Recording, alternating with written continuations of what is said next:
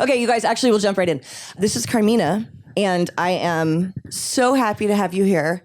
I have been alternately terrified of, inspired by, and fascinated by you for 9 years since I started coming around. I'm so glad that you're here. I'm super glad to be here. Thank you so much. And that's always the goal, to be terrified. All those things? Well, it works. You pull it off. It definitely works. Thanks, So, and the first thing I asked her when she walked in, we don't have to talk about this a ton, but you have like a coven, right? Kind of? Yeah. Which is cool to me because that's become, you don't believe in God. And so your breath work. Not in the traditional sense. Okay, of what is hold the mic about. a little closer to you. I'm gonna turn Not that up a little. traditionally when it's talked about with Okay.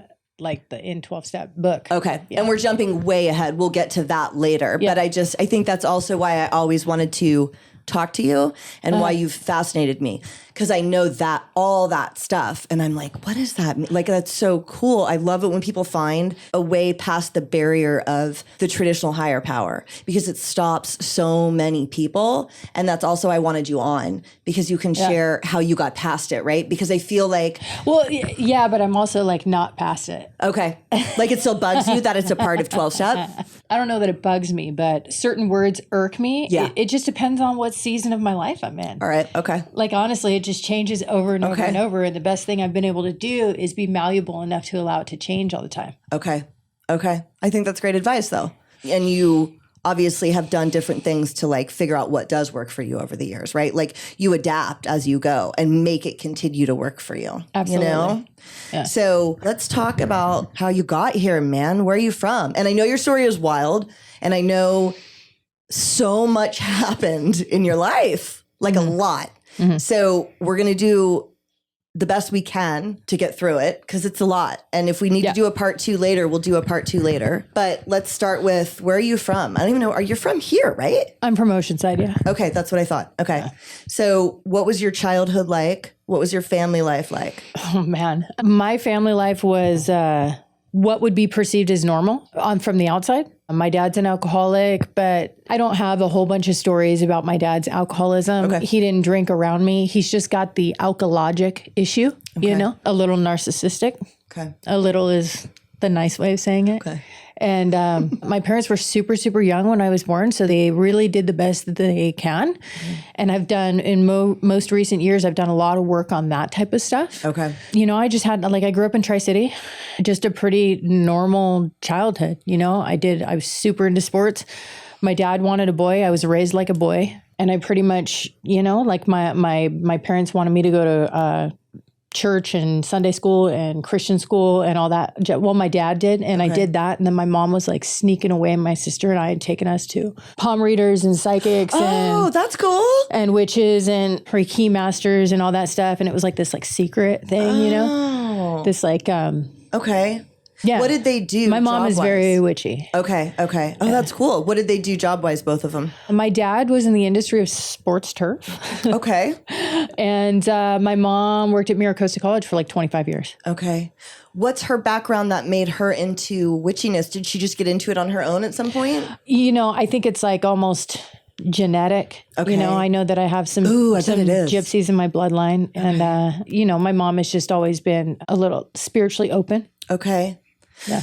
It probably is, because though I don't know a lot about it, I've seen the power of some people's, and in particular women's, connection to energy and astrology and being able to transmit and understand and read stuff like that. Mm-hmm. And it feels like it's probably genetic, and it's like a gift that you have. That was my water bottle. Oh, what did it beep and do? It just finished. I knew it was witchy water. What is it? It's a hydrogenated water bottle. So it puts hydrogen into your water. Oh, cool. What's the benefit of that? I should know that being in fitness, but it's actually inflammation. It helps your mitochondria perform properly. Okay. There's a... That's cool. I've gotten really weird about my health. Yeah, you said that. I've been through that. Like if I'm, since I stopped doing dope, it's like I got to obsess on something. Yeah. You know what I mean? In recent years, it's been a lot of health stuff. Yeah. So I just got real weird about it. And I know what makes my body feel good. Yeah. But I think that's a great thing to obsess on and learn about. And the one thing I do remember, so I heard you share at an HA meeting a very long time ago. Like, I don't even think I had a car yet. And I remember you sharing about ending up on like a walker when you had complications from Hep C at some point. Like you were really sick. And that went into my brain. And I didn't remember much else about your story because it was so long ago until I heard you share again recently. And that's when I was like, okay, I always kind of wanted to have her on the show. Now I've absolutely got to have her on the show. So obviously it was good that you did start to take care of your health later, right? Like, yeah. And it's been a big, long process. When I had like a year and a half sober, I had a cane and a walker for a period of time. That's what I remember. Which was like, it's so weird to think back in hindsight. Like I've lived all these different chapters of my lives where I was so different when I was new. I was so different and also equally very into the whole victim vibe. Okay. Which I've gone back and forth with over the years because like who doesn't like victims and villains? And yeah, no, I was having some major problems with Hep C and I was also on parole and on psych meds that were like killing my body. Okay. So like that's I'm not telling anybody to get off psych meds. Yeah. But I struggled with it at that time, Okay. But I was able to get my body totally cleared off of all medication at the time. And I did a research study. Okay. Not interferon. Because at that time, that's when there was only interferon. And then I forget what it's called, but I did like... That 3-month thing. I got that too. I got it after they approved it through you. Like Rachel did, my sponsor did that. You did that. I don't know if you know Tommy the bank robber, Tommy Dufek, the blonde kid. He did the Hep C research. Like I feel like I know a bunch of people that did the research and you guys all got cured and then they offered it to the market and I was And I had a weird one. I had a genotype 3, which was really rare. Oh. And I got the Pasole one. There was like a Pasole strand, a Pasole strain of Hep C. That's like what Pasole, like the neighborhood? Yeah. Okay. And I had the Pasole strain. I had the Oceanside strain. No, I had a Chinese one. What? Because my daughter's dad, he spoke 4 languages. I love incredibly intelligent, slightly psychopathic men. Anyways, he lived in China for a period of time and he had gotten it and he gave it to me. Oh, wow. Okay. So yeah, because I know it is regional. We shared needles, yeah. Right, yeah, of course. Yeah, no, he had this like weird Chinese one. So like I know, right? Yeah. It's like, dude, I caught my fucking boyfriend once cleaning. So also, back in the day, we couldn't buy them. Right, that's new. So like, I bought them. I didn't even know you can buy them now. You can now. You can buy them. And then the needle exchange was only down in San Diego, and then you couldn't like go get it. Like, who wanted to travel to San Diego? You can't go to San Diego. I didn't even have a car. If you had gas money, the only place you were going was Santa Ana. Exactly. So I bought needles from Connects. Yeah, you can buy them at Walgreens now for like $5. Really? Yes, you just have to know the gauge, and do people even shoot dope anymore? I don't know. They all just snort fentanyl or smoke fentanyl. But yeah, you can buy them now. Towards the end of my use, you could buy them. Yeah. Yes. But I didn't know that, right? So we would buy it from Connects off the fucking street. God only knows. And you can put the little space in it and resell it. You can act like it's new. And I even saw my boyfriend once. He said he would clean them with bleach, which kills HIV, but not Hep C, but whatever. We knew that. Yeah. He was cleaning that with Windex. Oh, well, and I was like, I don't think that's going to do the same job. And it didn't. But anyways. It's fucking hilarious that it's like the shit that we did. Now I'm like, I only drink hydrogenated water. Totally. Yes. But like, I think that's kind of why too. Yeah. You know what I mean? Like we learned and we put a lot of shit in our bodies. So on the side, your mom was introducing you to some of this other kind of stuff, which is cool. What sport did you play? Soccer. Oh, you did? Oh, I can totally see you playing soccer and just like body checking. Yeah, I played sweeper. Yeah. Okay. What does that mean? That's like defense. Okay. All right. So yeah, just getting people like out of the way. Yeah. So you graduated high school? No, like kind of. Okay. So no. To school, yeah. Like I got kicked out in 8th grade. Got in some fight with some chola and had to leave the school. And then I went into Christian school like halfway through my 8th grade. And then I started high school and Christian school. I went to this school right by Pozole, actually. Okay. It was like right on Barnes. Oh, that's where I lived, was on Barnes. Yeah. And it was on Dixie and Barnes. There were 42 people in the entire school, and it was K through 12th. Oh my gosh. So I went from like going to a normal school to this shit. And it just wasn't my thing. And I got kicked out of there. I moved out when I was like 16. Oh. And I moved down to, I lived on 409 Myers Street, which is like right by Myers and Tyson, downtown Oceanside. Okay. Yeah. I know where that is. So did you do well in school academically or no? Not really paying attention? I did well until I decided to not care. Yeah. I did well until like I got, I always got like straight A's. I always tested well and all that stuff. School's pretty much easy for me. Yeah. If I wanted to put in the effort. And then when I moved, I used to work at Close Time. Okay. Do you remember that? Downtown Oceanside, No, right? it was right over there. It's a See's Candy now over off of Jefferson. I know exactly where the See's Candy is. But I worked at Close Time and I lived in downtown Oceanside. I used to take the bus around and I went to school. I went to Oceanside High School. I lasted there about a month until I got in a fight with some broad. Okay. Were you using any drugs yet? No. Oh, I was drinking. Okay. I was drinking. I mean, okay, when I say any drugs, I was doing like ecstasy. You're like, okay. You know what I mean? Okay, when's the first time you got high, if you remember, and what was it? The first time I got high was smoking weed, and it was at Palm Quest Elementary. Wait, how old were you? No, I was just school? at the elementary school. Okay.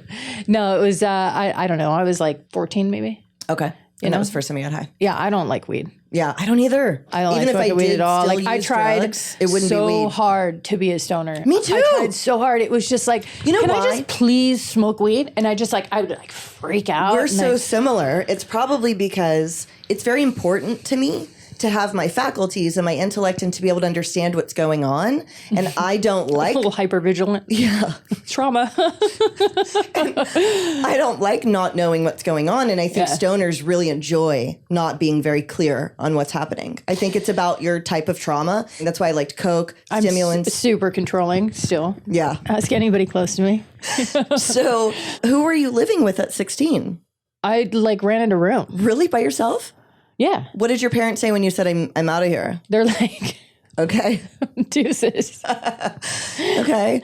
Yeah, no, they were actually supportive. I think they might have paid my first couple months rent. Okay. It was $250 a month. The first place that I had. Wow. in this tiny little, and I drive down Myers Street now, and that house is all boarded up. It's like this little brown house. I'm sure they're going to tear it down and build a high rise of some sort, right, you know. Yeah. But yeah, no, and I lived there, and then I like really, really partied. I would just, my roommates could not stand me. I'd go get kegs, and I was hanging out with all those dudes in Oceanside, like those Sueys and Sueys. What does that mean? Suicidals. Oh. I was just like ridiculous. I had this bicycle. I wore pigtails. I had this phase where I wore pigtails and fur coats and like rode around Oceanside with a harmonica. Cute. I've never heard anything like that in my entire life. Did you play the harmonica? Yeah, I don't know. Was it on one of those things? No, and I don't know how to play a harmonica. Like I just was like fucking making noise, you know, drunk going down the Strand. Oh my God, you know what I mean? Really like cute though. I was 16 years old. My daughter's 17. Yeah. And I'm like, I cannot imagine. I was so young. And I was just cruising, and I just started doing a lot of drinking. And then I started getting loaded shortly after that. And that year, they changed the truancy laws. Like you had to go to school or your parents were going to get in trouble unless you were emancipated. Oh. And so I remember there would be truancy cops banging on my bedroom window, right? Yeah. And I ended up going to San Diego Job Corps. Okay. To finish school. Or to get a trade school to finish. So I got a GED, a high school diploma, and like a trade. Okay. I got like a business trade or something. I was there for like 9 months. So I graduated on time. I was out of high school for like maybe a year, just fucking off. Yeah. Hanging out with people that were way older than me, just doing the Oceanside thing. Yeah. And I went and I did all that stuff. And then, I used to I knew how to keep it going together in my life so that I could make shit happen. Like if I wanted something, I wanted to graduate and I wanted to get like out of there, and I like making money too. Right. You already did back then. Well, I know you like making money now. I've always liked, That's one of the things I admire part about of my thing. You've become incredibly successful. I've had to take my addiction and turn it around. And even at that point, like I used to, the duty-free stores? Yes. I used to go to the duty-free stores. So I got myself, I know how to fake it and make myself like look how I need to look to get what I want, which is like such a fucked up thing. But that's like, like we learned how to do that, right? But I got some sort of like job or task there. I became like part of the hospitality crew. Okay. Where the hospitality crew could leave the campus Monday through Friday. Like you could just like leave and come back. You were like trusted more so, right? It's like being a trustee in jail. Okay. You know what I mean? Okay. And so I would bounce because I was on the hospitality crew, and I would go to the duty free store and I would go buy, $100, $200 worth of cartons of cigarettes. And back then a carton of cigarettes was $20. Right. Pall Malls were like 18. Right. Chesterfields, Pall Malls, Newports, Marlboro mediums. Like I had the whole racket, right? And I would go buy all those cigarettes and I would come back to the duty free because those motherfuckers couldn't leave. Right. And they needed smokes. Right. So I was selling them for, I think at least it was like $3 a pack, $5 if it's a front. Okay. That's awesome. I think the Newports I sold for more. Right. Okay. But it's always been like my addiction and how I am as a person has been like criming aligned with like getting loaded, aligned with hustling in like making money. Like it's all together. Done this thing. So I've had to, in sobriety, I've had to figure out how to scratch the itch without blowing up my life. Totally. Which is why that's one of the main things I wanted to ask you about. So when do you start doing heroin? It was about 17. Oh shit. Early. Okay. How did you get introduced to heroin? Oh, I got all my wisdom teeth removed. Okay. And I had this boyfriend. There's always a boyfriend, Yeah. I had this boyfriend and he was an ex-heroin addict, and Tagger type Vista, like whatever, right? And I got Vicodin for my wisdom teeth. Well, let me step back. I was so fucking stupid. I was like celebratory. I'm like, I lived through this surgery. Let's get a keg of natty ice. Okay. You know what I mean? And I was doing keg stands. And you're not supposed to like oh yeah, because your wisdom teeth, because you get the dry, and there's whatever yeast in beer, right? So it's like, so I got dry socket and all four spots. So I got this Vicodin, but he took all my Vicodin. Oh, and I was crying and I was losing my mind and I was like, and I had taken some of it and I was like, it's the only thing that works. He's like, hold up. He's like, give me a little bit of money and let me get in the keys to your car. I had a van, which is like, my first car was a van. So what I mean? Like, you can imagine the fucking shenanigans, me having a van. Right? Oh my God. And he went and he came back with dope and I was like, no, I will never do heroin ever. You know what I mean? Just a little beer for me. Right. And I fell in love. Oh my gosh. Did you shoot it up the first time? No. Okay. No. I smoked it for about 3 weeks. Yeah. Was he already using needles? For sure. Okay. How old was that guy? Maybe just like 3 or 4 years older than me. Oh, okay. So he wasn't like 40. No. Okay. No. And I turned 18 when I was with him. Okay. He and I were together for like a year or so. Okay. And then, it just like I was shooting dope within 3 weeks. Damn. And I had at that time, I had a pretty good job. I was like the youngest, highest paid person working at AT&T. I started off working at the booths in like the North County Fair in the malls, like slinging cell phones. Yeah. Nokias and shit. And then I worked at AT&T and I had this great job and this great insurance. They paid for me to go to detox because I like when it was time to go to detox because I just had gotten strung out so fast. Okay. I used to call it the night sickness when I first started doing dope. Because you wake up sick. No, I would only get sick at night. All right. Because it was like a small amount until I learned about the 3-day rule. Right. Where you can't do it 3 days in a row. Did you ever actually successfully pull off the 3-day rule? Because I never did. Were you ever able to just chip at heroin? Because I couldn't. Dude, some people like can for a while and then they end up getting strung out. Dude. But there's no chipping for me. I'm strung out in 7 days. Yeah, like I had a party last weekend for my 15 years and this girl brought these paleo cookies. I don't eat cookies at all, right? I couldn't, like I was like, I'll just have one. I can't even chip cookie. I ate the whole fucking box. I can't chip cookies. That's awesome. I can't chip cookies. I can't chip gluten. I eat weird. I go back and forth off the carnivore diet. Okay. So like really for most of the time, all I eat is meat. Yeah. It was your 15 years last week? On the 20th, wow. I had a little, like a quinceañera. Oh, that's awesome. I always wanted a quinceañera. Once I knew what it was, because they'll come to the fountain down there, that little, Carmina commented on the town that I live in is like, it's weird that we live here, right? It's like this very... It's creepy. We used to come out here and get f***ed up. Did you come out here and get f***ed up? No, man. I didn't even know this was here. And then what happened was a client of mine wanted to set me up with her plastic surgeon. I had like 2 years. And I was renting this crappy little room in Encinitas. And a client of mine was like, I want to set you up with my implant surgeon. And I said, Ronna, a doctor is not going to go out with me. She was like, why not? You're awesome. And I was like, well, I live in this shitty little room in Encinitas. I'm 37. Hey, but it's Encinitas though. Yeah, I never made it to Encinitas. You're right. And I have Hep C. And I'm not trying to explain to some rich guy from La Jolla that it's not, if we don't share a needle, you're good. You know what I mean? Like, I'm just going to keep dating guys from drug court because they already know about it. So, and she really took that in. She liked me a lot. We were friends for a long time. And like 2 months later, we were at the step house and she showed up and she was like, I have a house for you. And I said, what do you mean? And she said, I own a little townhome in an area called San Elijo Hills. And I want to let you live there because you're amazing. Is this her? No, this is not. I lived in a different one. Yeah, I lived in a different one. Now we stay here for real on our own. I lived there for like 5 years though. She was like, it's a little townhouse and I don't want you to feel that way about yourself. Like you deserve a good life and like the best life. And I was like, well, I don't make hardly any fucking money. I probably can't rent it. And she was like, we'll figure something out. So she let me move into her beautiful home. It's one of the ones right down by the fountain. You would have passed it. And I lived there for 5 years. And then they finally decided to sell it. And then we moved here. So I've been in this one for like 2 years. But then we got all bougie, right? So when we had to move, now, you know, I'm like, I want to be able to stay here. Actually, that's not entirely true. We had good reasons. We were going to move out to Oceanside or Vista and try to save some money.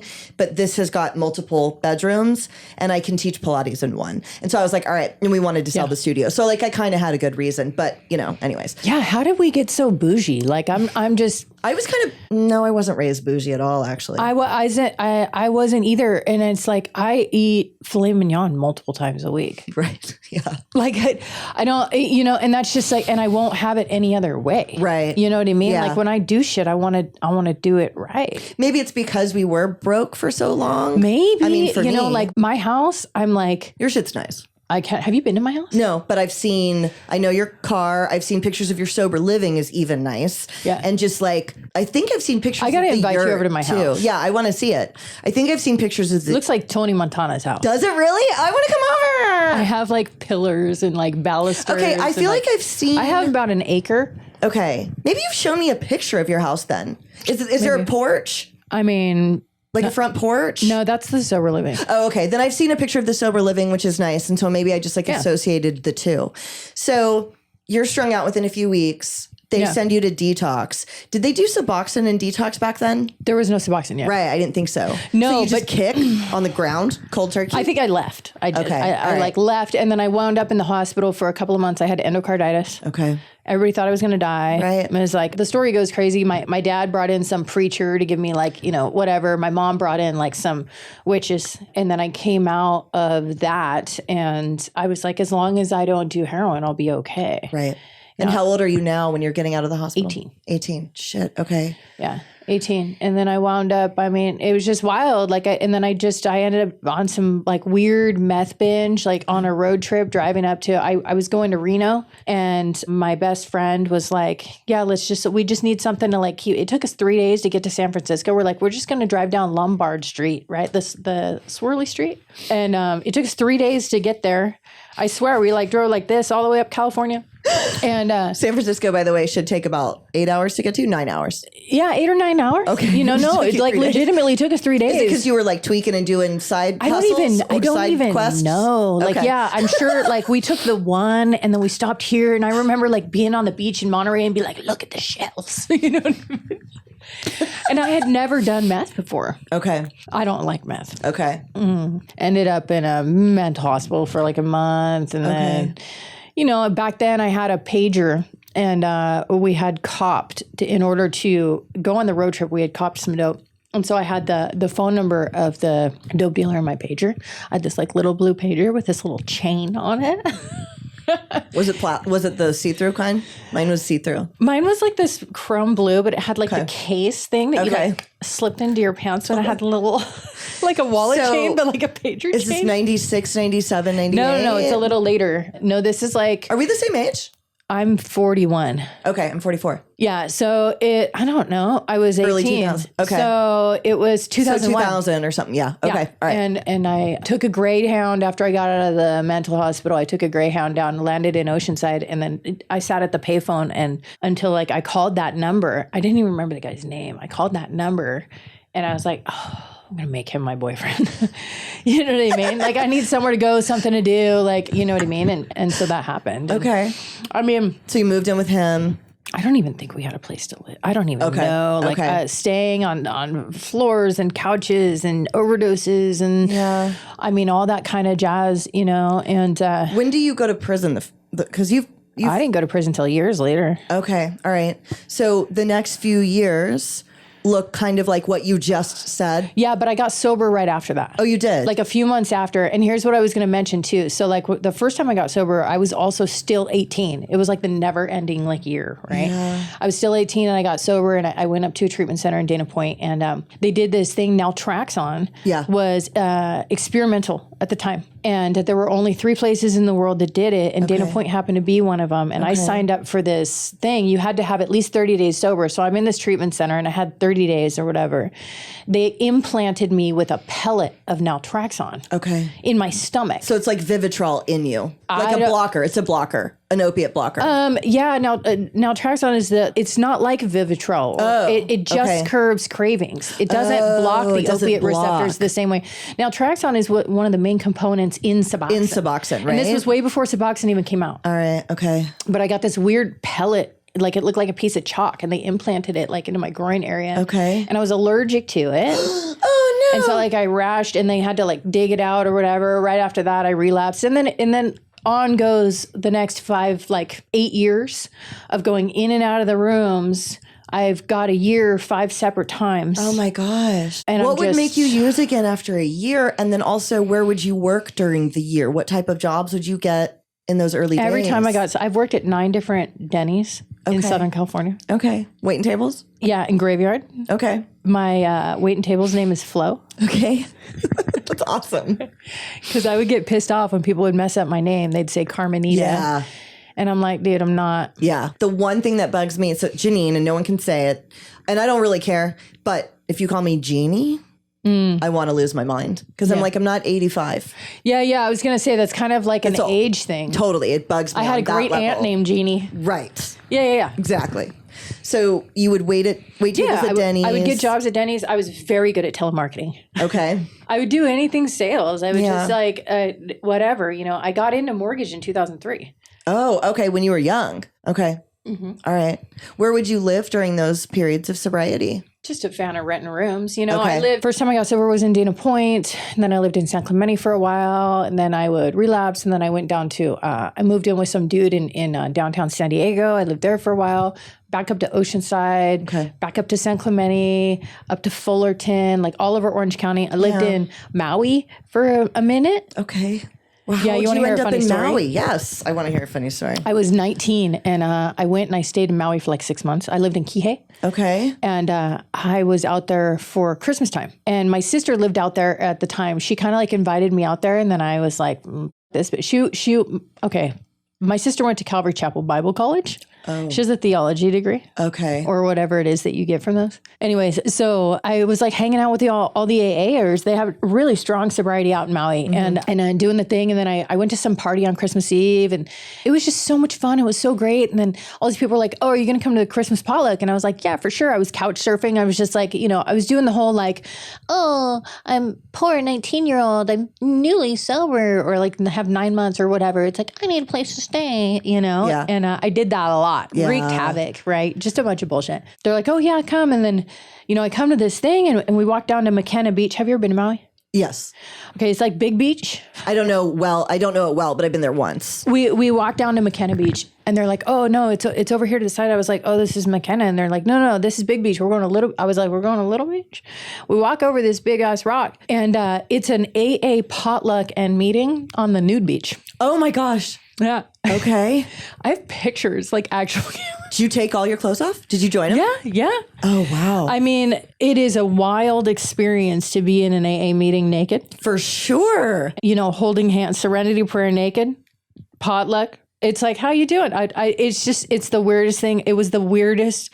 I was like, all right, this is my life. Oh my gosh. Did you use out there? Did you end up relapsing in Maui? No. Okay. So you just came back after some time. My relapses were short. I came back, and then right after that, I moved up to Vancouver, British Columbia. Okay. I was there for a few months. I was there with my buddy. Well, this dude that I knew from way back here who had been deported. Okay. And his name was Tex. And we used to get loaded together. And he had been deported. And he told me he's doing well. He got sober and all this. And I loved that dude. He was so rad, you know? And I got up there and he's like, I'm not really that sober. And they have China White up there. Oh, yeah. Okay. And he was like, he would take me on these like hustles, and I'm sober. Yeah. I am sober. I'm like going to meetings. He's like going with me, but he's like doing China White, you know? Wow. I went with him to the needle exchanges. Okay. And that's a whole different thing in Yeah. Canada, the way that they are. What's the difference? I don't know anything about needle exchanges here. Me neither. For one. I didn't Okay, ever because they go just because I weren't didn't want to available. give my name. Okay, so and this also is it's a in shooting San Diego. gallery. Oh, you get high there? Yes. Okay, so this was a long time ago, but you hand them your ID and you go in the center and they have like these little slots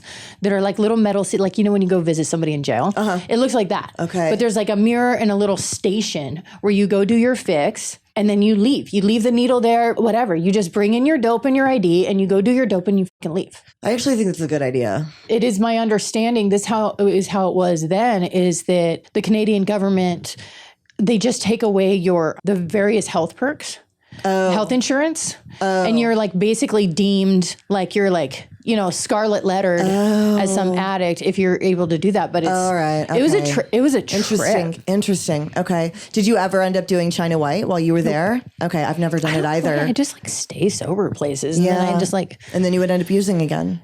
yeah. And then I came back down and I got loaded at some point. I worked at the 101 Cafe for a while. Okay. In Oceanside. Yeah. As Flo. And, you know. When do you get arrested for the first time? I've only been arrested one time. Oh, okay. Because you end up in prison though, right? Yeah. What happened? I've been Tell me that arrested story. one time. I was on a relapse and it had been a few weeks, maybe 3, 4, 5 weeks, something like that. I had met some dude, you know, and some guy who was just out of prison doing tattoos and this, that. I was like, tattoo me, you know, and What tattoo did he give you? Can you tell me? It's underneath my clothes. Okay. All right. What is the image of? A cat. All right. Okay. Okay. So we're running around like I'm just like strung out. And at this time, my daughter is a year old. Oh, when do you have your daughter? Okay. So what's the timeline of getting pregnant, having your daughter, and then all this? When does all this happen? I got pregnant with my daughter when I was 23. Okay. I was on methadone at that time. Okay. I was on a lot of methadone. Okay. Like 180. Okay. Oh my gosh. I was with her dad. Her dad was a mortgage broker. Okay. And that's when we were doing mortgages and strung out and doing methadone. And like, I was living in North Orange County. Okay. Buena Park. Okay. And then I got pregnant with my daughter. And then I stopped using when I was pregnant, but I was still on the methadone. Okay. And that was probably my biggest, most painful thing is having a baby strung out on methadone. What happens when that happens? She has to detox, right? Yeah. Okay. And they back then they detox them with phenobarbital. Okay. So she's in the hospital detoxing. No, they give it to you to take home. Oh, okay. She was in the NICU for maybe 48 hours. Okay. She was pretty good as far as health goes, but she was definitely detoxing. Oh, no. You know, and that's one of those things where it's like, and honestly, like the only thing I cared about was my next dose. Yeah. Even at that time. Because it's like this opaque cloud of life that is on me. Like that was my experience with methadone. Yeah. Like That's a good way to put it. That's a good way to put it. I was wearing like these dirty glasses, Yeah. you know? And, and nothing, you know, it was like. That's a really good way to put it. It's especially on that high of a dose. Well, it was lowered during my pregnancy, but you can't lower it too much because you'll miscarry. You'll miscarry, and I remember she was born on a Sunday and I went to the Sunday Tri-City meeting. There used to be the meeting in that basement on Sunday nights. They still have it, but I think it's not Somewhere else or something. Yeah. Actually, I think it's still there. The NA meeting? Yeah. Uh-huh.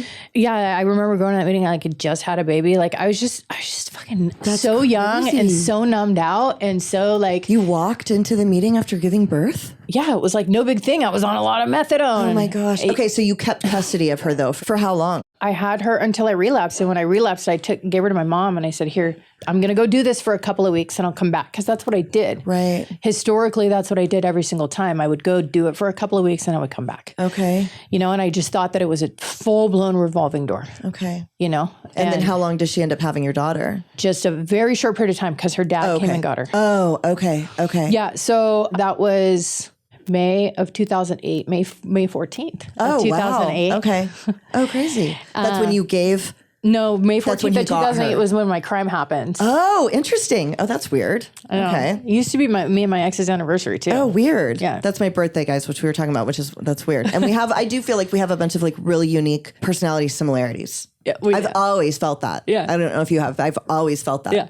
So what happened with the case? What happened with the arrest? So I was Violet was with my mom or another family member, something like that. And basically I went to go cop dope. I was with with a dude that I was with, and we went to go cop in Fallbrook. We were at a gas station, and he stabbed the dope dealer, just like one shot to the rib on the inside, on the left side.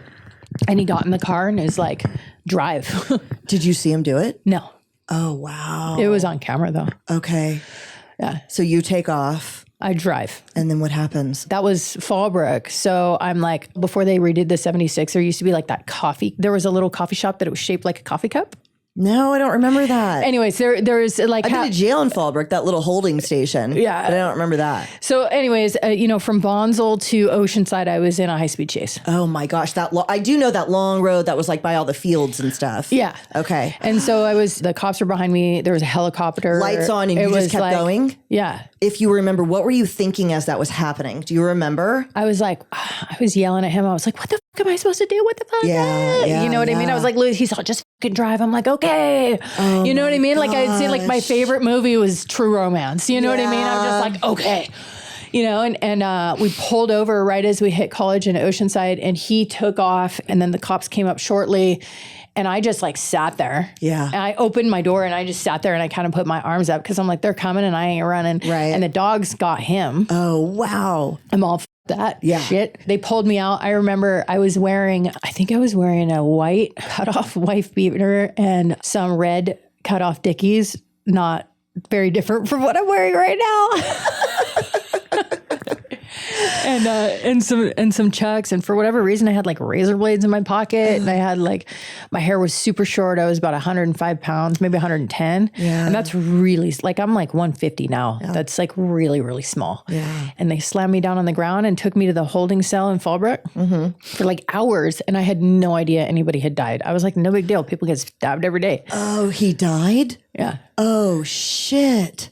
Yeah. Okay. So, And were you strung out on heroin? So did you start to get sick in the holding I cell? was getting so sick. Oh my God. I was so sick. And then when did you find out the dude died? they told me at some point, and they told me they couldn't hold me. And I was like, okay. They're like, we can't hold you, like, because they had it on film with him and this and that, right? So they basically booked and released me. Oh, wow. And I called my old sponsor. Okay. Because she's like the only number I had memorized. Yeah. Who the fuck memorizes numbers? I know. I don't even know. I barely know what my number is, Right. you know? And anyway, she picked me up in the middle of the night and took me back. And early in the morning before she woke up, I went downstairs. I went through her purse. I took all her money, and I went over to go get some crack and heroin. Yeah. Fuck. You know? And then so like, did you know the Connect at all? Was it like, because sometimes the Connect is like your buddy. Okay, so you didn't know never this guy. copped from him before. Okay. None of that. Do you know why your boyfriend stabbed him? Did he try to rip him off or something? Do you know? I never spoke to him again about it. I never saw my co-defendant again. Oh, wow. Yeah, he's doing life. For that? Yeah. Oh my That gosh. he also struck out. Oh, okay. He struck out, and I mean, his Also, the guy died. I mean, sure, yeah, he's still in life, and it was his third charge strike. was, he has a murder charge, and my charge was accessory to murder. Whoa. Okay, so you score crack heroin. You leave your sponsor's house. When do they come pick you up again? They put a warrant out for my arrest about, let's see, that was May 14th. I went in on July 3rd. How did you find out that there was a warrant and they were coming to look for you? I had a lawyer. Okay, and they told you I had that. a good attorney. Okay, did your parents help you with that? Yeah. Okay. Damn, did you go turn yourself in? Yeah. Did you detox first? No. I had called my ex to come. My daughter's dad Okay. lived in Alaska. Okay. He lived in Dutch Harbor. Okay. Because he was fishing, like the whole like deadliest catch vibe. Right. And he came down and he spent some time with me and he made me kick. Okay. I kicked the very last time that I kicked. I was still almost kicking for like a few months after that, but the very last time that I kicked, and I had been messing with Suboxone and methadone and like all of the things, right? It's like, fuck. I kicked in this double wide trailer in Whittier in June with no AC, just a swamp cooler. Oh my God. It was like the most fucked up thing ever. And like him, I can feel that in my body right now. it was so, I remember again going from like the bed to the bathtub to it being cold, to it being hot, to being cold, to being hot, and not being able to eat anything, and so sick, and having a baby Oh my God. care of. You know what I mean? And he like, it was horrible. So he made me like kick the brunt of it. The very last time I did dope, I keistered it. Wow. I was like out of ideas. I was out of veins. You shot it in your booty? You boofed it? No, you just put a chunk up your butt. Oh, okay. I never did that ever. So you had no That's needles. like last resort. Yeah. So you had no needles. Yeah. I kind of almost wish I had done that though. Another friend of mine that has a podcast also calls it the third nostril. He never got to do it either. And I hear him say that on his show all the time. I never boofed anything, man. But it like gets you super duper high, right? Yeah. Okay. So you just put a chunk of dope up your butt. Is this your clean date? What we're getting to right now? Okay. All right. I don't think so. No. Okay. So you turn yourself in July. And then what happens? And I was told by my attorney and everybody else that it was maybe going to do like 90 days. I already had tickets. I was going to fly up to Alaska. I was going to parole into Dutch Harbor. I had these big ideas. I was going to be there's no women up there either. I don't even know what I was thinking. There's no babies, no women. It's like a bunch of men, bald eagles. That's it, right? And fish, crabs. I ended up I got sentenced to, the maximum sentence for my case was 3 years because I had no priors and it was an after the fact. So there was like no premeditated anything. Yeah. And I got 2 years, which was a little bit shocking in the sense that like I didn't have any priors. I had 0 priors. Yeah. I've been able to stay under the radar the whole time. So I got a couple of years and that was unexpected. It was unexpected that when I said goodbye to my daughter that morning before I turned myself into Vista, I didn't think it was going to be so long until I would see her again. Damn. Did you go to Chowchilla? Where did they send you? They had me in Vista. Then they took me to Las Colinas to do the case stuff. Right. And then I did that. And then I went up to, I did A yard, which is receiving in Chowchilla. Okay. And then they took me to VSP. Okay. And then they took me out to court. When I was in VSP, they took me out to court. Here's another weird story, right? I have so many weird stories. I want them. Okay, so I get this call because my co-defendant was fighting his case, obviously, right? And they wanted me to testify. I got called out. You get this like this paper or this envelope or some shit where it says you got to roll up the next day. And when you roll up, you got to roll up at like 4 a.m. Right. 3 a.m., 4 a.m., something like that. And they're like, I'm rolling up. I'm like, where the am I going? So I roll up, I get all my stuff, I'm ready to go. Somebody picks me up super duper early. I go into the holding and time goes by. Usually in holding, all the way up in VSP, which is like near Chowchilla, it's on a bus. It's like at least a 10-hour drive, and time's going by, people are getting picked up, people are getting transferred, people are going to like wherever their county is. And I'm like, dude, where am I? And then I'm telling the CO, like, where the fuck am I? 2:00 rolls around. They just tell me to shut up, 2:00 rolls around and there's these 3 suits that walk in, this broad and these 2 dudes. And they walk in and it's like the DA for San Diego. Okay. I was like, what the fuck is going on? They're like, you're coming with it. I was like, there's not time to drive all the way down because at this time it's 2-3 o'clock. There's no way they're going to put me into Las Colinas at like 1 a.m. Right. You know what I mean? They just basically tell me to shut the fuck up, which is difficult for me as a general rule, right? And let me paint this picture. I'm cuffed, hands, feet shackled.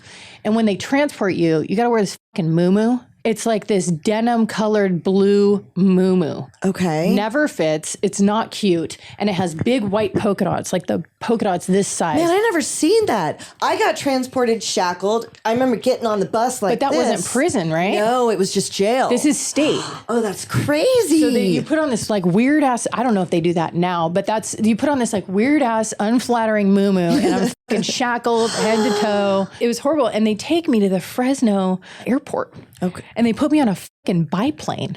So I flew with 3DA from Fresno and landed in Coronado. Oh my gosh. And I was like, when I landed in Coronado, I see all these like military. I was all, hey.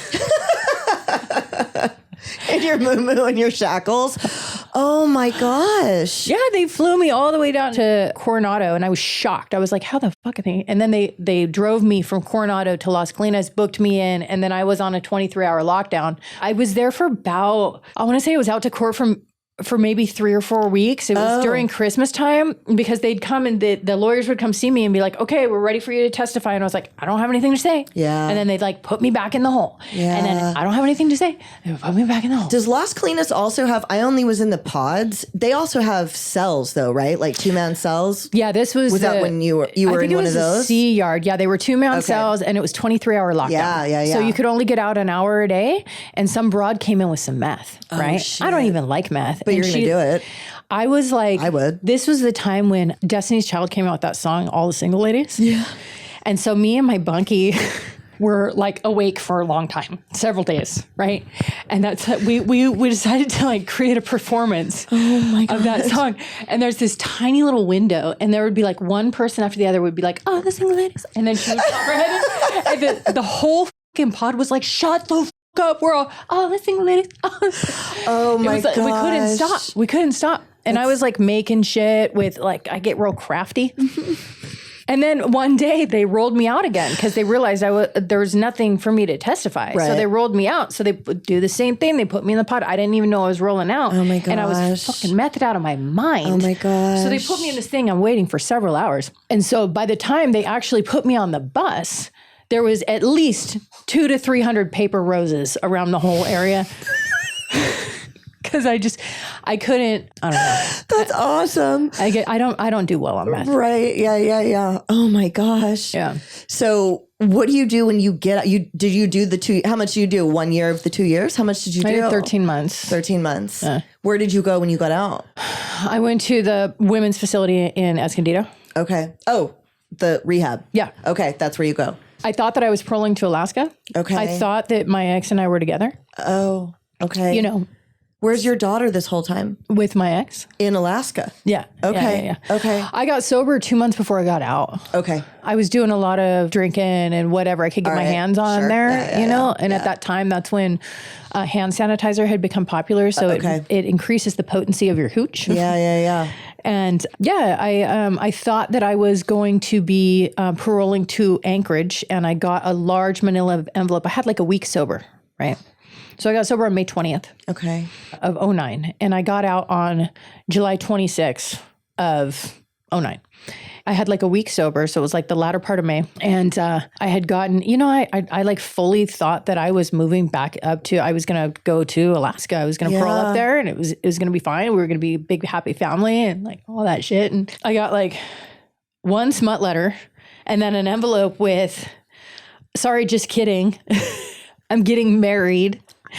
And I need you to sign over all your custody." Oh my gosh. Had you guys been communicating the whole time or no? For the most part, yeah. Oh my gosh. Well, I mean, that's not really the definition of a smut letter, but Oh, what is it?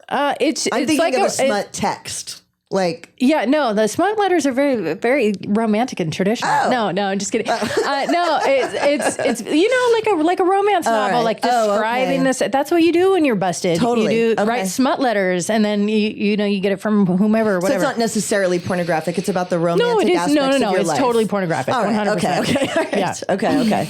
And then you get a saying, "I want you to sign over your custody." Yeah. Well, you Violet don't do was, that though, right? I Or did it you because did? Violet was really sick. She was in the hospital, and he needed all of that. So You I needed didn't to really make decisions and be her. And I didn't have any options. I didn't have time or availability to communicate to get what I needed as far as lawyers and stuff like that. So I signed it all You did over. the unselfish thing for her. Yeah, and then I got out a couple of months later and I was super bummed. I was not trying to live in Escondido. Yeah. And you go to the Women's Treatment Center in Escondido that we're talking about. Okay. Yep. Okay. And I went there and that's where it all started. And you never use again. Holy shit.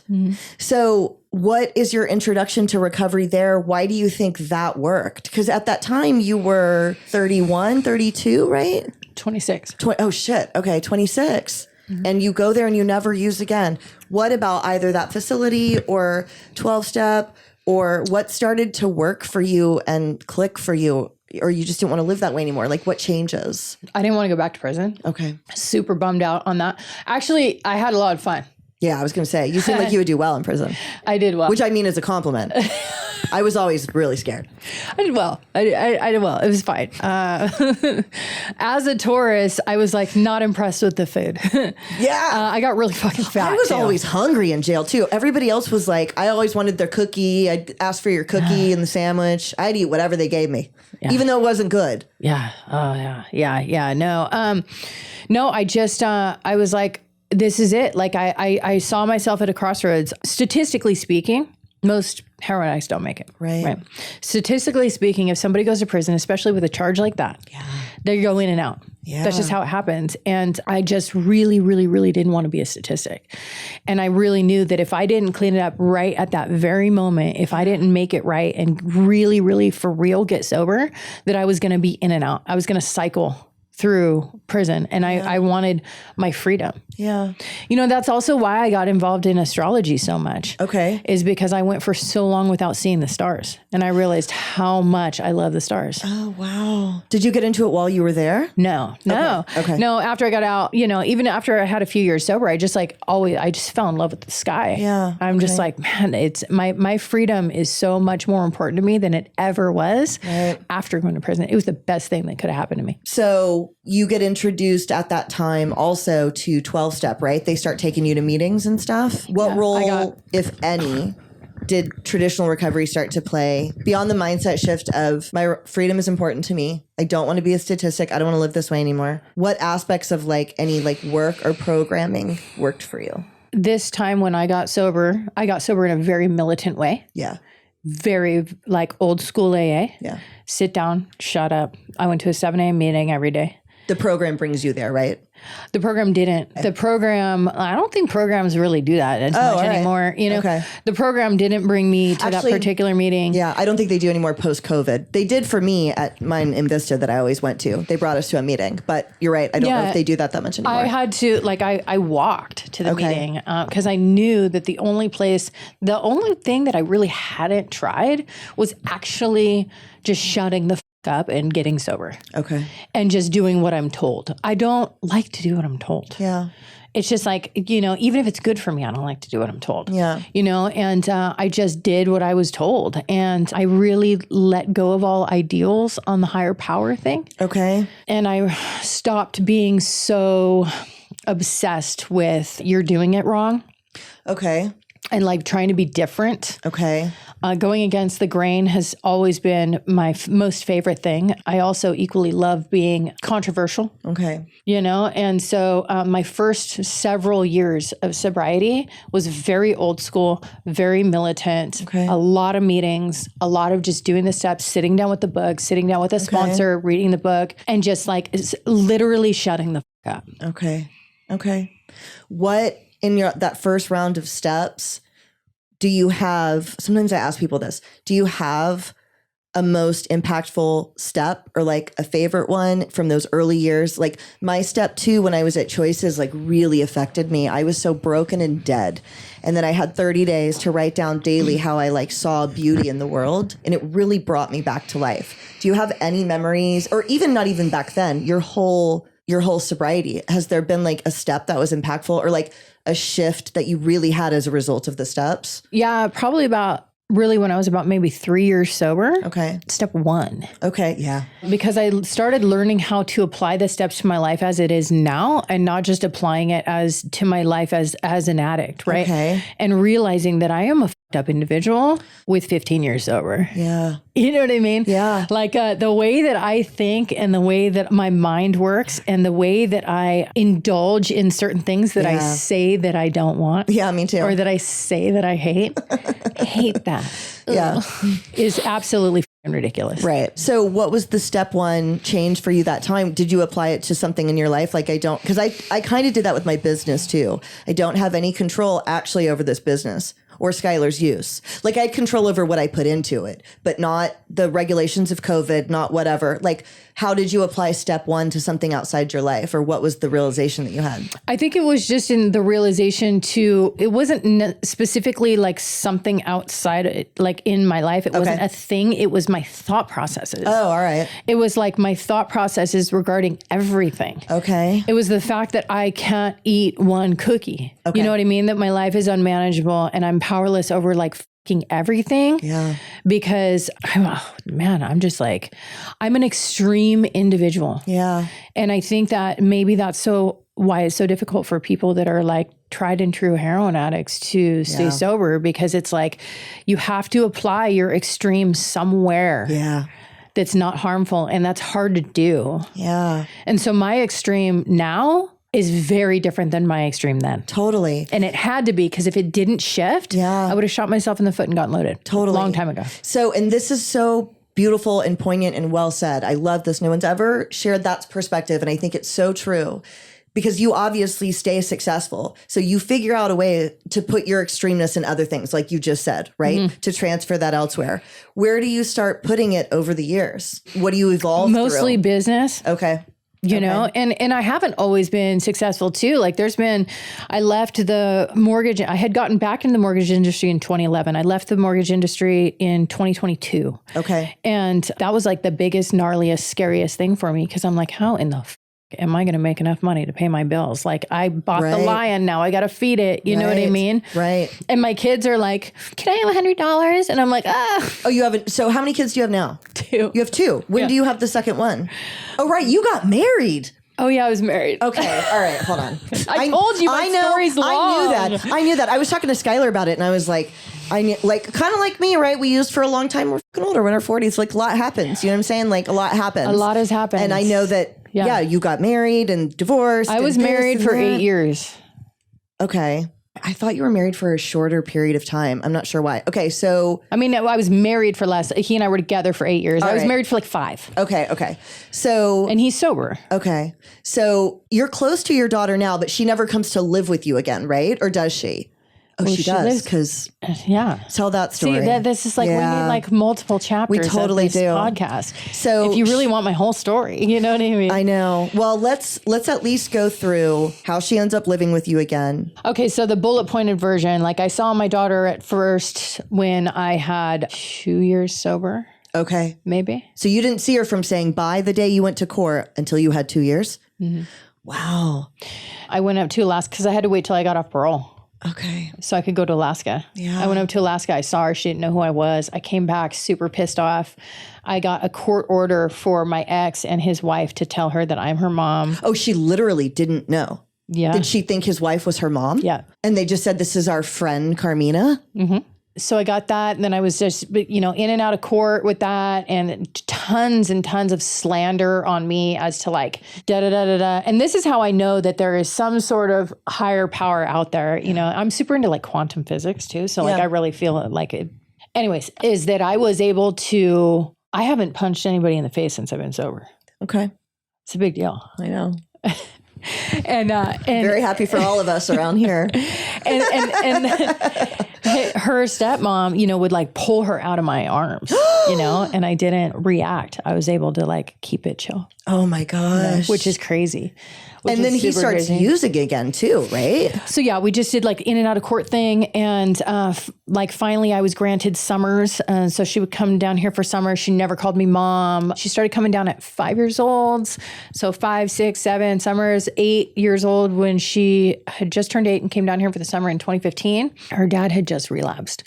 And it wasn't really a relapse, like a very short background on him. He had done a lot of time in prison in his younger years. He was a diagnosed sociopath. He was an intense. Yeah. We would have in-depth conversations about his mental health, and he would express to me what it feels like to be a sociopath. It was like a science project for me. I love that shit. So he had APD, right? And he would share with me how it felt to like have daughters, how it felt to like how he felt about his wife, how like all this stuff, right? We would have these in-depth conversations, and then called me one day. And he was upset. He was crying. Sociopaths don't. It was right. And I was like, "What is going on?" Keep talking. I'm gonna check the camera. And he tells me, he's like, "My brain snapped."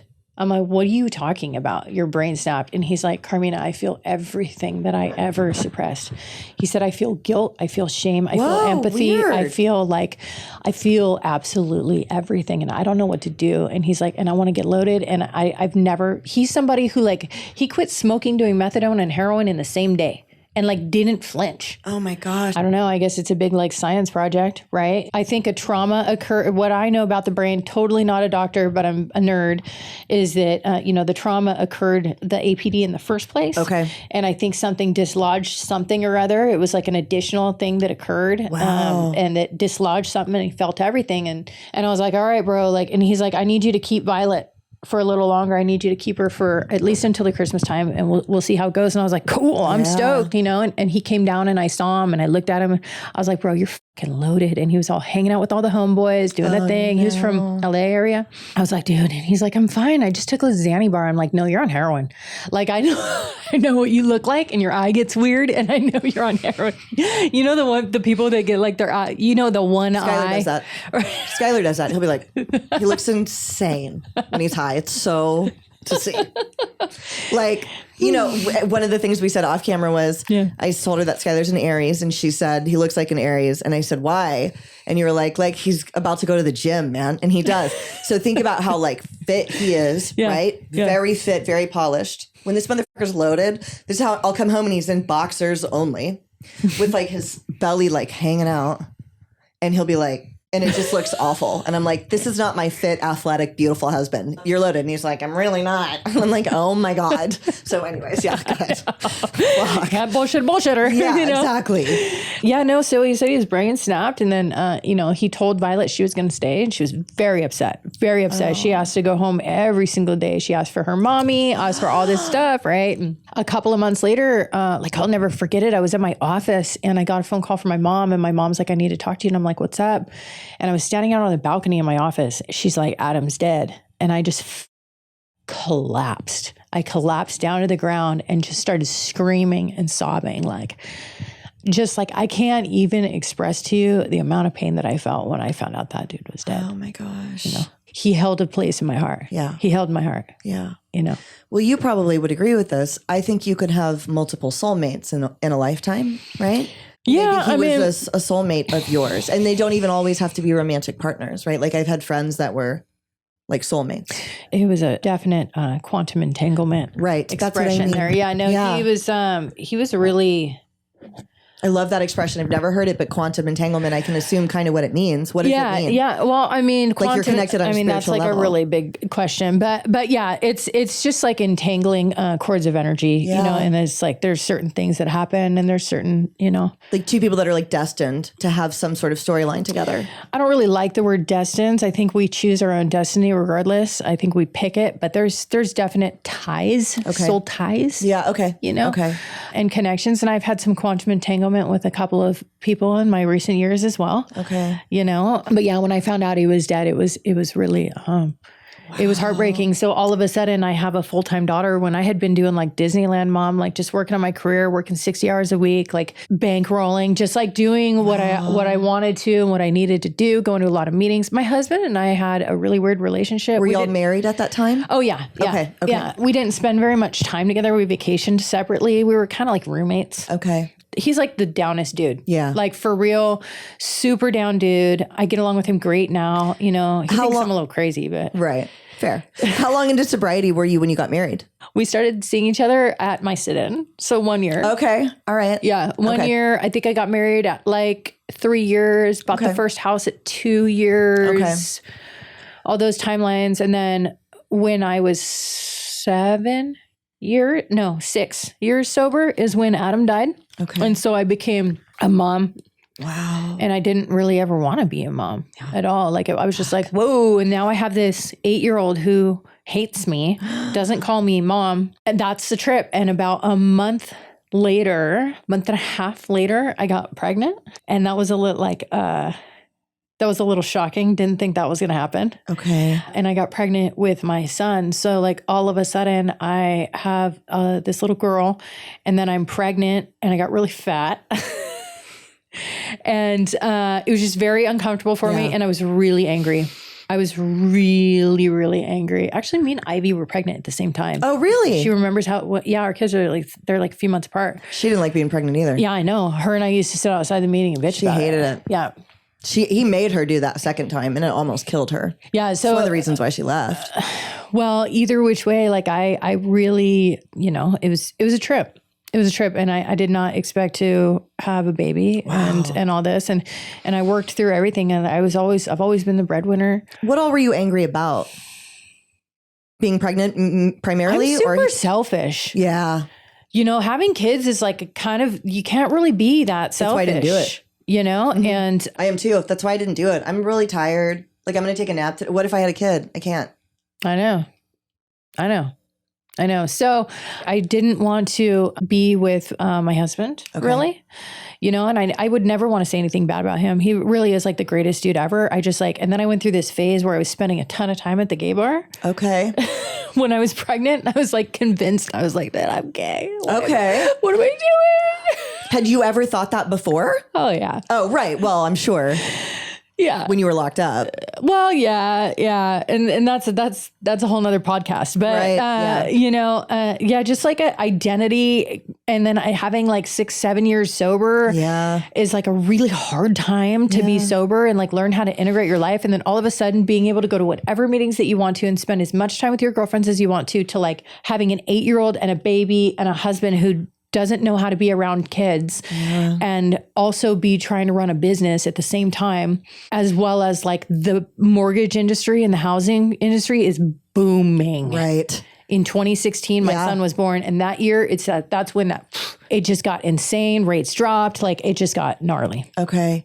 So when do you end up splitting from your husband and how do you change the relationship with your daughter? Because I know you become very close. Yes and no. Okay. It's a very interesting, we fight. Oh, you do? Okay. It's been a lot worse in the past 6 months or so. Okay. Does she live with you? Yeah. Okay. Yeah. She just turned 17. Right. She drives now, which is weird. Yeah. She's a good kid. Yeah. She's a good kid though. Is she mad at you for leaving? I've asked Rachel this before too. Did she ever say you left me, blah, blah, blah, even if she doesn't mean it, just to like kind of be petty? And she did mean it. She was more mad at me for the first few years of making her stay in California. Okay. I was like, I'm not sending you up there. Your stepmom's wild and crazy. And she tried to sue me for full custody, like right when I was like newly pregnant, first trimester. Like it was a shit show. So after her dad died, she still wanted to go live with her stepmom? Mm-hmm. Okay. And it was not healthy. Right. Yeah, no. So Violet and I have repaired a bunch of stuff. We like come close together and then we kind of go apart. She's a Taurus. Yeah. Oh, really? Yeah. Okay. Oh, yeah, that's right. You told me that. What's her birthday too? May 20th. Okay. It's the same as my sobriety day. Wow. We get close. Things are cool. And then we're apart. And then, she gets her period and we cycle together and it's just like, fuck, man. And so, it's been this process. She is so grateful that I made her stay here. She is. She doesn't talk to her stepmom anymore. Okay. I told her I've always given her the freedom to talk to her if she wants to. Okay.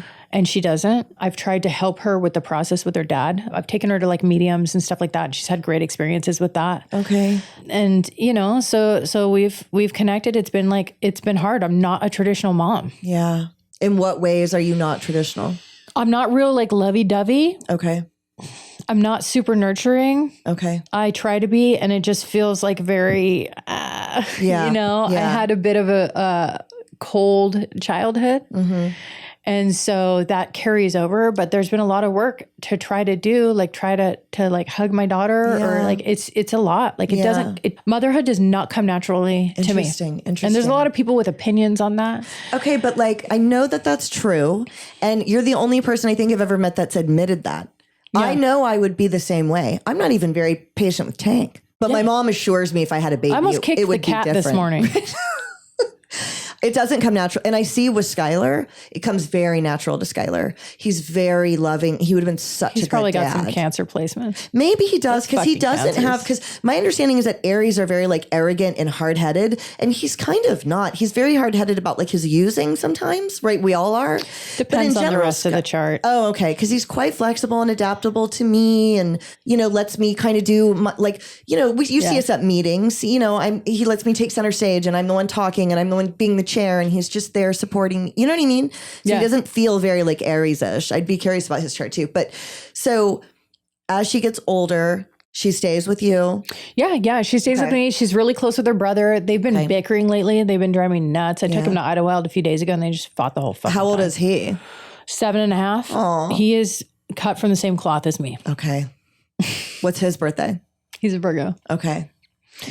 But he has a Sag moon and a Leo rising. Okay. So he likes to party. Okay. Oh shit. You know what I mean? He's like a frat boy. You know what I mean? In a 7-year-old's body. He's just like.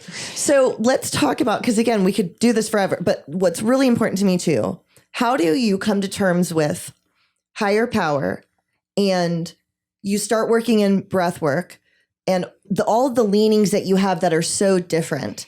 How do you find those and reconcile higher power stuff to make recovery workable for you? And I know that that's going to be a long journey, but how does it like evolve over the years?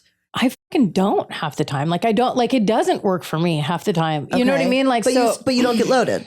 No, I don't. The one rule that I have for myself is to remain teachable and remain malleable. Okay. And I try really hard not to judge, even though I'm probably one of the most judgmental people you'll meet.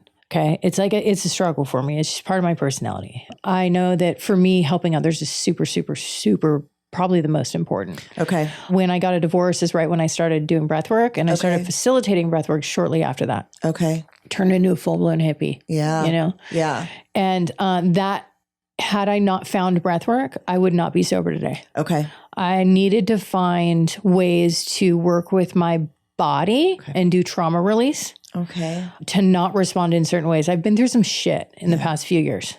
Okay.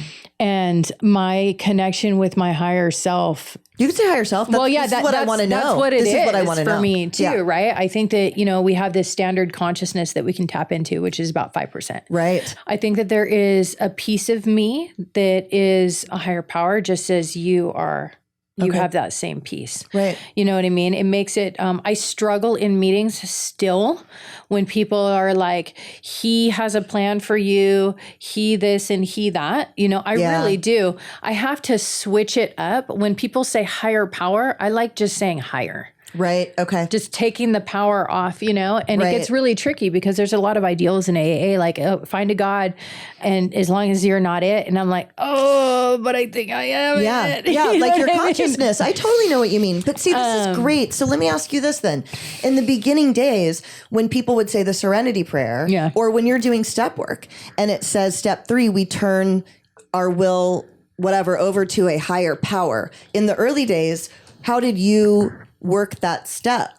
I did what they told me to do around the book. You And just did it I anyways. pretended that there was a God that was outside of me. And it worked for you. Yeah. I have a friend who did that too. He was like, look, I never believed, but I just stopped resisting. And I wrote the stuff down and I said the words. And he's got 9 years. I just needed to conform, and I needed enough time to get my head out of my ass, because if I had the ideals that I had now as a newcomer, I don't know that I'd make it. Right. Okay. Because I think I'm too fucking smart. Right. You know? Okay. And so it's like, and now it's like, I don't pray in the traditional sense of the rule. Like, I spell cast. Okay. And that's my prayer. Right. And when I do like journaling, that's my prayer. But it's like I'm doing things in a different way. Like I intentionally do like magic and witchcraft and stuff like that. That's my prayer and meditation. I have a very, very, very strict meditation that I started about 2.5 years ago. Okay. That I wouldn't give up for the world. What is it? What's your process? I was always told that you need to meditate first thing in the morning or like whatever, right? I can't meditate first thing in the morning. I just can't. I got shit going on. I have a routine that I need to stick to. Like, I'm like real weird about routine stuff. If I get off my routine, I'm a raging bitch and I hate everybody and I want everybody out of my life. It doesn't work well. And so I meditate at 2:30 every day. Okay. Usually at 2:30. If it goes anything past like 3:30, it gets a little bit too late and it's difficult. I listen to the same song every time I meditate. What song? And it's this like chanting thing. And it's like 21 minutes long. I usually meditate for about 28 minutes. Okay. I flip back and forth on my timer, right? I set a timer. I lay down to meditate. Okay. I had all these ideas. Like I needed to meditate sitting up first thing in the morning. Like I cannot do any of that. Yeah. So I lay down. Okay. And I do like energy work. I do moving energy work and I go into lucid dreaming and I do that. And when I do that, I'm good. Okay. I'm balanced and I'm good. Wow. Now lately, like I bought a red light bed. Okay. Because I'm worried about my health. No. Those, then I kind of am too, maybe that, because I know like that's really good for you. Red light energy is good to you. Skylar's like that stuff too. Meeting him, I learned a lot about those kinds of different things. Okay, cool. Yeah. So I started doing my meditation in my red light therapy bed. Oh, that's really cool. I love that. Yeah. Where did you find breath work and shadow work journals? So like if someone's listening and they don't have access maybe to like someone like you, they live, I don't know where, and they're like, this resonates with me. I want to look up breath work. I want to maybe look up shadow work journaling. Like where could somebody do some of this online? So much of this is done on Instagram, really. Like it's so accessible. There's a lot of breathwork facilitators that do stuff over Zoom. I don't anymore. I hate it because I love working with energy. Right. Yeah. I also work with a lot of tantric energy. Okay. Which is not something I'm not trying to do that on Zoom. In person. You don't have to, but it's not the same, you know? But I really like my Instagram is all like astrology and breathwork. So somebody could go to your Instagram and start to learn some things. Yeah. Okay. What's your Instagram? Carmina_Marie_. Okay. And I follow her, guys. So if you go look at my stuff, I follow you, obviously. You can like tag me in this or whatever. Okay. But yeah, it's like breathwork has become so fucking popular. Yeah. I could easily, a whole nother podcast, go off on a tangent about how I feel about the spiritual community. But Right. The spiritual community. I'm just an asshole. Of what? Of everybody selling. Oh, right. Yeah, everybody's selling freedom. Everybody what calling everybody a narcissist. Do you do? Yeah, the narcissist is such a buzzword now. What is there? I know I called my dad a narcissist. I swear he's a real one. Yeah, but I think, it's weird. I feel like you do know, though. I do. I do. But like, I'm not sitting back calling every single one of my exes a narcissist. When somebody starts saying that every I'm an ex they empath. had, when somebody says they're an empath, it freaks me out because it makes me think, I don't know. I feel like when people say Janine, that. I'm a light worker. I'm just kidding. You might be, though. I believe baby, you. I play in the dark. Right. Okay. All right. Okay. So what kind of breath work do you do? Is it called something? Wim Hof is how I found it during COVID, listening to podcasts. So it was transformative for me. I'm in the beginning processes of trying to trademark this thing I put together. Oh, cool. Okay. It's like a combination of some pranayama with some various other ways to do it. And it's very effective. I like to do drugs. And so therefore, I wanted to find the easiest, fastest way to get the DMT to drip in my brain. Yeah. And I think I found it. Okay. It seems to be extremely effective for... I want to come to one of your sessions. You should come on that next week. Okay. It is extremely effective in getting people high. Okay. I just want to get people high and make them come. That's it. You know what I mean? Tantric arts and breath work is, it's a fun time. Yeah. You got to put your extreme somewhere. Remember I was telling you before we even started, I was like, you got to put your sabotage, your extreme, like all that, you got to place it somewhere. Otherwise you're going to get loaded. Right. You know what I mean? And for me, it's like breath work has absolutely changed me because it does, like I say, like get you high or whatever. Yes, it is a loophole. No, I'm not doing DMT. I posted something on Facebook or Instagram or something like that saying about how like I love the loophole of DMT. And I had like several people reach out to me and be like, are you taking psychedelics? Yeah. I'm like, no, I'm not taking fucking psychedelics. Right. But it's a natural DMT release in your brain. And like DMT is being experimented on currently. They're in all kinds of clinical trials regarding trauma release, addiction, all of that. Totally. Again, another fucking podcast, you know, I ended up in tons of research holes about psychedelics and psilocybin specifically. Yeah. Sometimes I think about wanting to do that. Do you? Yeah. But then you do. Yeah. But then I'm like, I don't know, but I'm very interested in it. And I kind of want Skylar to do it. I like He's the had more statistics. trauma. Yeah. He's had more trauma than any human being I've ever met. Really. Yeah. And so horrific things happened to him when he was young. And I think that's why he relapses so often. There are a lot of statistics, but it's very difficult to have a conversation like that, especially if there are like new people, you know, because it's not something that it's just, you know, there's been research and there's. Yeah. I think you have to be careful about recommending it, right? And that kind of thing. Right. So, but it is something that interests me that I've looked into. But breath work is the next best thing. Right. And that's why I like breath work, because you can get the same effect without ingesting anything. Any substance. Yeah. And if you have a good facilitator, if you have somebody who can like carry you through this, you know, like I don't have people come into I have a yurt now. Yeah. I have 2 yurts actually, but I remember when you were making it. Tell our audience what a yurt is. A yurt is a circular tent structure that is semi-permanent. I have 2 of them. The one that I practice in is it's 706 square feet, 18-foot ceilings, dome at the top. It's beautiful. It's got flooring. It's got heat and AC. Oh, cool. Full windows. Like it's a house. Oh, cool. But it's round. And people lay in there and do breath work with you. Yeah. And I know oftentimes I think when people are imagining breath work, they think that I'm just like putting like some chants on and breathe in and like imagine that you love yourself so much. That's like not what's happening. Yeah. I play a lot of rock and roll. Okay. I play a lot classic rock. I have to go. A lot of like, I'm going to go next week. Led Zeppelin, like very loud. I mean, I'll play Bohemian Rhapsody. Yeah. You know, it's very intense. It's an active meditation. Okay. It is not for somebody that wants to sit and lay. It's for somebody who does cycle bar. Okay. It's like the cycle bar version of meditation. Well, then that's what I want to do, because I can't meditate first thing in the morning either. I've already consumed pre-workout and I have shit to do too. So I'm sure I would like this. You can consume pre-workout and do breath work. And then do this. That would be awesome. Because I literally want to go next week. I make people cacao. I do cacao ceremony in each one of my things, and that shit, woo. Totally. You know, so yeah, and then I have people howl, and I ask them not to scream because my neighbors trip out, but there is something really special that happens when you have 20 plus women in a circle laying together. The music is like at its peak. The lights are going. I have projectors on the ceilings. Like everybody's blindfolded, but I can see, you know, and then one person starts to howl like a wolf, and then it goes, and then before you know it, the whole room is like, it's very primal. That's very cool. Sexy, and it's very amazing. I have, when I do breath work, same thing, can get high and all that stuff. Yeah.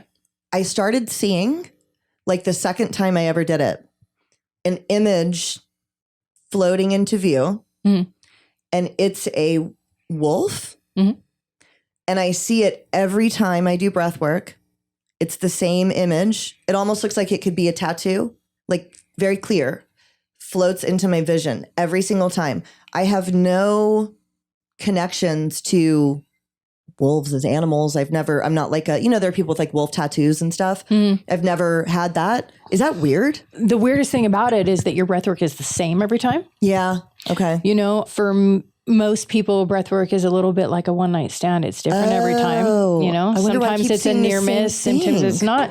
You know, it's like kind of like having a repeated dreams, right? Yeah. And see, you know, there's you could Google like, what's the symbolism of wolf, right? But it's like, it doesn't matter because we're dealing with your subconscious. Yeah. So it's what's the symbolism of wolf to you? Interesting. So if I were you, if you were my client, I'd be like, okay, so what I would say to you is, why don't you start doing a little research on wolves. Right. Yeah. Why don't you start like seeing the archetype? What I would tell you to do is pick up the book, which is like my favorite book that I teach on and I quote all the time. It's called Women Who Run with Wolves. Oh. And it's by a Jungian psychologist, Dr. Clarissa Pinkola I'm going to read it. Estes. It's like a 550-page book. The first chapter in the book is called La Loba, and it's the wolf woman. Oh, wow. Okay, I'm going to read it literally today. I'll put it on my Kindle. Yeah, I would highly recommend it. Okay, like interesting. best book ever. It's about the wild woman archetype. Oh, cool. Okay. Well, maybe I'm more wild than I thought. I think that you are very wild. You think? Absolutely. Okay. Well, that's good. I'm glad you think that. I don't know why. That makes me feel good that you would think so. You're absolutely wild. Like if shit came down, I want you on my side. Oh, good. I wouldn't want you. You're very strong. Yeah. Yeah. Yeah. I guess. Yeah. I feel like you could fight. I've gotten 2 fights. One, I easily, and I was very scared to fight though, right? Like I wasn't trying to fight. And this girl came at with me with a fucking 2x4 in the backyard of my boyfriend's house. And I tried to not fight her at first. I was scared. Went in his room through the sliding glass door. She followed me and kept coming at me. And I had to. And as we were fighting, I was like, oh my God, I am so much stronger than this person. Like it was very easy. And I remember like putting her arms down and I was like, you're small. And then she fell and ran out. But I will say this, the second fight I got in was a small little girl. And you know, that doesn't always matter. It was Rosie. We got in a fight. And because of that one fight, I think I was a little arrogant, even though it had been like a few years prior. And we got in a fight in my bathroom in Posole in this place I lived in. And I think she was going to win, dude. This little bitch was getting the best of me. And my boyfriend had to come in and he grabbed her. And then we were terrified because her boyfriend had just paroled out of fucking Pelican Bay for stabbing someone. And so my boyfriend was like, he's going to stab me. And I was like, we should move. So anyways, that's my experience with fighting. But okay. I think if push came to shove and you had to like take care of your family or your assets or something else going on, right? You could get down. I hope I can see that. You just need to during you with should my always business. have a hair tie. Yeah. You just got to tie your hair back. I do know that. And get down and dirty. Right. And I've learned. I could see that you just grab something, right? You know what I mean? Like, don't try to fight. Like, I would just grab this if I had to. You know what I mean? Like, I've thought about that sometimes. I learned that at Choices. I did learn that at Choices. I had to learn. I remember I was talking to this one guy once. I had sunglasses on and we were in the little like the crack shack at Choices where they had all the donations and somebody walked up behind him to hit him and he grabbed something was right there and turned around and he told me later he saw the guy coming in my sunglasses and that's when I started to learn. I was like, all right, and he just grabbed something off the shelf and I was like, all right, I gotta be ready around here, dude. This is not Peachtree City. This is not where I'm from anymore. Okay, so last few things. Spell casting. What is that? How do you do that? I mean, that's a whole, like, that's a whole other thing, super personal. Okay. You know what I mean? There's all kinds of things. If anybody is interested in that, I would just recommend, like, you don't cast spells on other people for anything ever. Okay. You know, if you want to, like, protection is important and, like, don't with shit you don't know about. Right. It's just ritual. Okay. Just like in AA, they tell you to get on your knees and pray first thing in the morning. It's the same fucking shit. Okay. It's not different. Right. Okay. You know, if I'm going to like go out and like chant to the moon or like go for a little nature walk and like experience the trees in some way, shape or form, you know what I mean? That's not different from like getting on my knees and praying and writing a gratitude list. Like it's literally it's the same thing. It's ritualistic. Like the 12 steps is like all ritual, right? Which is all craft. Yeah, totally. It's not. Yeah. Yeah. So before we started recording, you said something about it. Heroin addicts are on like this pendulum of having to have the extremes of things. Explain that a little bit further. And for people listening, how do you find your extremes so that you can stay sober? And then I'll let you go. I mean, this is all opinion. Of course. Right. But like, I believe as someone that's a heroin addict, right? Like I want to feel everything. I can sit back and I can say like, I only want the good, da, da, da, da, da. But I'll tell you, like, I love being the villain. I love being the victim. I love being like all that. Like, I absolutely hands down believe that the evidence of wanting is having. So whatever I have going on in my life currently is exactly what I want and exactly what I created to the T. Like, kudos to me for creating this shit show. You know what I mean? I believe that heroin addicts specifically, and this could be applied to many people outside of heroin addicts too, is that like, how the is somebody going to do something that is like the most painful and the most blissful thing ever? Yeah. You know what I mean? Like I want to experience like that. Like I absolutely love heroin with all my heart. I always will. And I never pretend that it's like, I just don't love heroin anymore. Like, dude, I do, you know, I just don't do it. Yeah. That's why I can't even come close to it. Right. And it's like, I have to be extreme. So the pendulum swings into like death and destruction and kicking and horrible and abscesses and like can't find a vein to like bliss and amazing and like elation. It's like, it's really hard to find the middle. And here's where it gets tricky, right? You start reading the big book and it talks about just like being like humble, being right sized, being in the middle. And those are all really, really great things. But it's like, I don't want to be in the middle. I just like, I get so bored. So for me, it's been my experience that I got to shake it up in some way, shape or form, you know, whether it be like, there's been all kinds of issues I've had with chaos creation, picking fights. I enjoy having a problem with something. You know, and it's like, okay, so if I enjoy having a fucking problem, whether it be like being a newcomer, kicking dope, or like a problem with my partner, or like some sort of betrayal I'm concentrating on, like whatever, if I somehow enjoy that, and I know it's really hard for people to wrap their heads around like actually enjoying that, but I do believe the evidence of wanting is having. So if I have it, I must enjoy it because I created it. Yeah. Like it's literally all my fault. Right. You know, even if somebody else fucks me over, like I do think I have that power. Right. And I've seen it and in myself and others. And so anyhow, I got to apply that somewhere. Okay. You know what I mean? If I got to have a problem, have it be my struggle with, you know, the fact that I just ate fucking box of cookies. You know what I mean? Have it be my struggle with the fact that I have a puppy at home and it's really hard to have a puppy and train him and like whatever else. Like if I got to have struggle, I got to apply it somewhere. And there's a lot of people that think like, oh, just like don't have struggle. But it's kind of, I've tried that. Yeah. And for me, it's like, I'm just kind of like that. It's like, I had struggle with poverty for a long time. I struggled with money. There was always like, I couldn't make more than $26,000. That was the number. I couldn't make more than $26,000 my first several years of sobriety.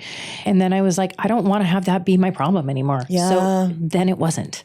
Okay. And how did you and that was my next question.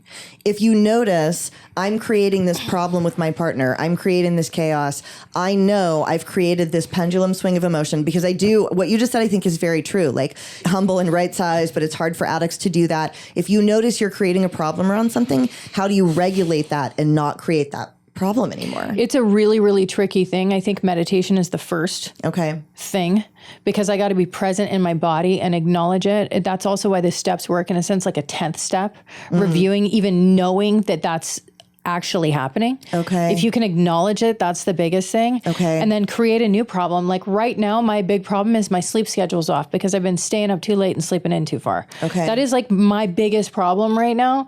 So my new problem, I need a challenge always. Okay. Always need a challenge. Yeah. Right. Yeah.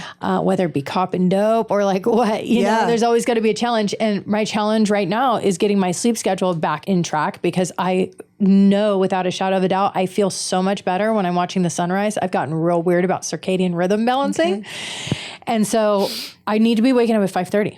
Yeah. Which means I need to go to bed at a certain time. Right. Like 9:30. Right. Or 10 o'clock. Right. You know what I mean? So I got to put my struggle elsewhere or I'm going to get in a fight with somebody that's close to me. Okay.